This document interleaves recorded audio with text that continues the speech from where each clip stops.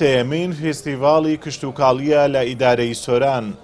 تیایدا 58 جوتیاری ئیدارەی سۆران بەشداریان کردووە و تیایدا 18 جۆر لە بەرهەمی خۆماڵی نمایش کراوە کە پشتی شێر بەرهەنجووینی سروشتی کەوتووە. هەر لە فێستیڤاڵەکەش جوتیاران بەرهەمەکانیان بە کڕیاران دەفرۆشنەوە. سێمین فیستیڤالی بەرهەمی کشتوکاڵی لە سنووری ئیدارەی سەربەخۆی سۆران بەڕاستی زیاتر ئەمانەوێت لەو فیستیڤالە بەرهەمەکانمان زیاتر بە خەڵکی سنوورەکەمان بناسێنین و جوتیارەکانیش ببنە بەرهەمەکانیان بیتە سەرچاوەی ساختکردنەوەیان. والله من وەکو جوتیارێکی گوندی ماویلان بە بەرهەمی ترێ بەشداریم کردیە بە 10 جۆر بەرهەمی ترێ. جۆرەکانیش ڕەشمیریە، ڕەشە، تایفیە، علوانیە، سوپەرکەمالیە، پەسیرانەیە، کوشمیشیە، کوشمیشی 2 جۆرە، سوورەکە و زەردەکەیە و هەروەها سونجیە، ڕەش خۆمانەیە. واللهی گرنگی نەدراوە چونکە ئەمە ساڵ و ساڵ چاوەڕوانی بەرهەمی خۆمانێ چونکە ئێستا ساڵی ڕابردوو یەک سندوق پورەنگ تقریبا 3 کیلۆ هەنجوینیدا، هەوسارەکە خۆشبەختانە 6 کیلۆیدا.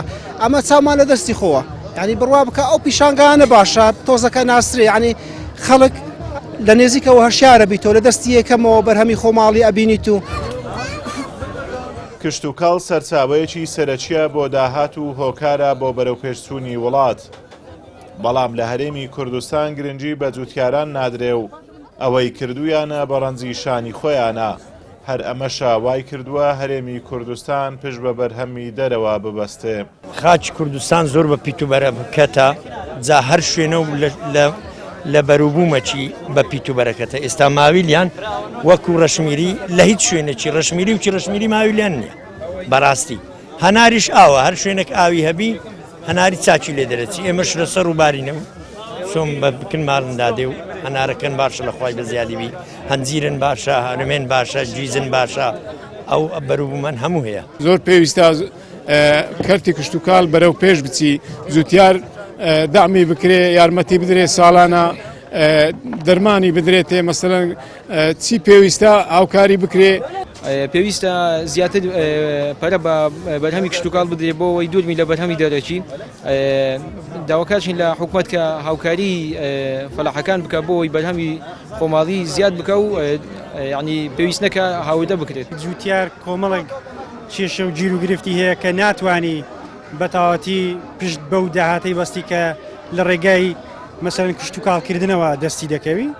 هەر بۆ بژێویەکی سادەیە لە ناچاریە زۆر جار دەیکەن، بەڵام لە کاتێکدا هەبووە یعنی بەرهەمی باشی هەبە، داهاتی باشی هەبە. ئیدارەی سۆران ناوچەیەکی گرنگی کشتوکاڵیە و خاکێکی بەپیت و ئاوێکی باشی هەیە. بەڵام گرنگی نەدانی حکوومەت بە چاکردنی ڕێگاوبانی ناوچە کشتوکاڵیەکان و پاڵپشتی نەکردنی جوتیاران وای کردووە کەرتی کشتوکاڵی ئەو بایەخە گرنگە لە دەست بدات کە ببێتە سەرمایەشی گرنگ و جێگای داهاتەکانی تر بگرێتەوە. ئازادۆمەراوەی کەناڵی ئاسمانی پەیام، سۆران.